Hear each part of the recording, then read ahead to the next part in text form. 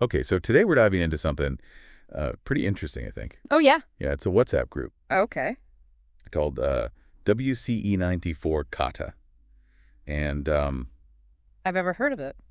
you probably haven't, no. Okay. It's a group of alumni, class of 1994, Walsh College of Engineering. Ah, alumni. Yeah, and this isn't just like one of those groups that fizzles out after, a couple of months. Right. This thing's been going strong for over a decade. Really? Yeah, it's pretty amazing. Like, we've got some summaries here that Yeah. really dig into how they've managed to keep it so active and engaging for so long.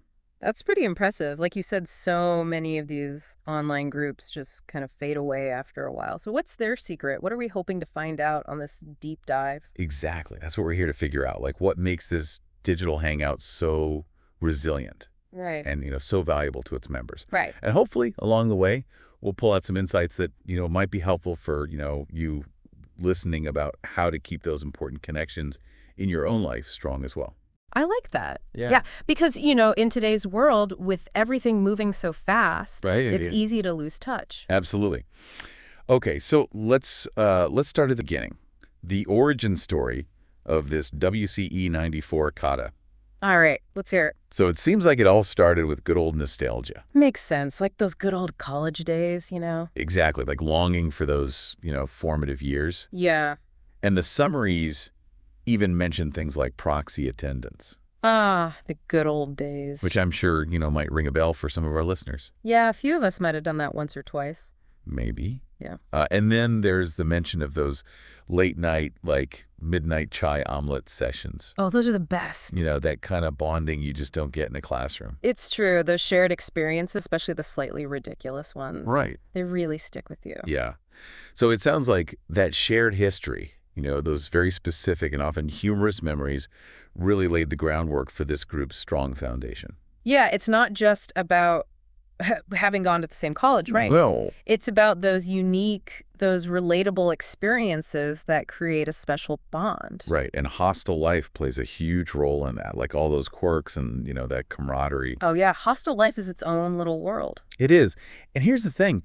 These alumni are spread out all over the globe now. Oh, wow. We're talking California to Bangalore, Mumbai to Delhi, even Norway and Germany. That's pretty spread out. But they still managed to keep that initial spark, that spirit of their college days alive. Yeah. And one of the really interesting things they did, and I think this is key, is they have this strict no forwards policy. No forwards. Yeah, like no chain messages, no generic greetings. Huh. I can see how that would make a difference. Right. It's like they're saying this is a space for real conversation, Exactly. not just mindless forwarding. It's for original thoughts, inside jokes, genuine banter, things that only they would truly get. That's pretty cool. It's like they're creating a safe space for real, honest interaction. That's it, and I think it really elevates the quality of their discussions. I bet. So what kind of things do they talk about? So based on the summaries, it's not all serious stuff, thankfully. Hmm. There are these hilarious debates over whose hostel had the most legendary, antiques. Antiques, I can only imagine. We've all seen them. Oh, I'm sure we have.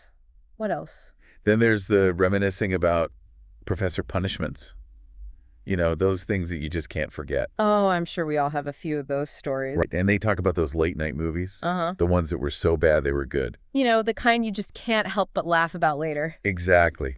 So those really specific details, shared laughter years later over something embarrassing or ridiculous, that's what strengthens their bond, It really reinforces that sense of belonging, doesn't it? It does. And then there's the old nicknames. Oh, the nicknames. Those are gold. Like someone might be a CEO now, but they're still Bunny from their college days in the group. I love that. It's like a shortcut back to those carefree days. And it seems like their shared history goes even deeper. Oh, yeah. They talk about specific adventures, maybe some harmless pranks, and those awkward moments, involving college crushes. The things that make you cringe and laugh at the same time. Precisely. Those stories, those shared narratives, they become almost like folklore, right? It's their own unique history. It's like a secret language that only they understand. Exactly. They have a rich, intertwined history. So not just about looking back. Okay. This group also functions as a real support system. In what way? Well, they're constantly sending each other birthday wishes, acknowledging professional milestones like promotions. That's sweet. It's like they're celebrating each other's successes. Yeah, they're genuinely invested in each other's current life journeys. That's really nice. It shows how their relationships have matured beyond just nostalgia. Right. It's evolved into a real present-day support network. Where they can celebrate the good times and offer support during the tough ones. And what's interesting is they don't just dwell on the past. Oh, so what else do they talk about? Apparently, they get into current affairs, Huh. Indian and international politics. And because they're spread out all over the world, Right. they bring diverse perspectives to the table. Oh, I bet that leads to some interesting discussions. Right, like members from different parts of the world sharing their unique viewpoints. Yeah, it shows that the group isn't stuck in the past. They're engaging with the present, Yeah. using their shared history as a lens to understand the world around them. It's like their past is informing their present. Now, there's one element that really stands out as a sort of anchor for this group. What's that? It's their annual Goa GT. Goa GT. Yeah, the Goa get-together. Okay. And it's described as their unofficial headquarters. That's a pretty big deal. It is.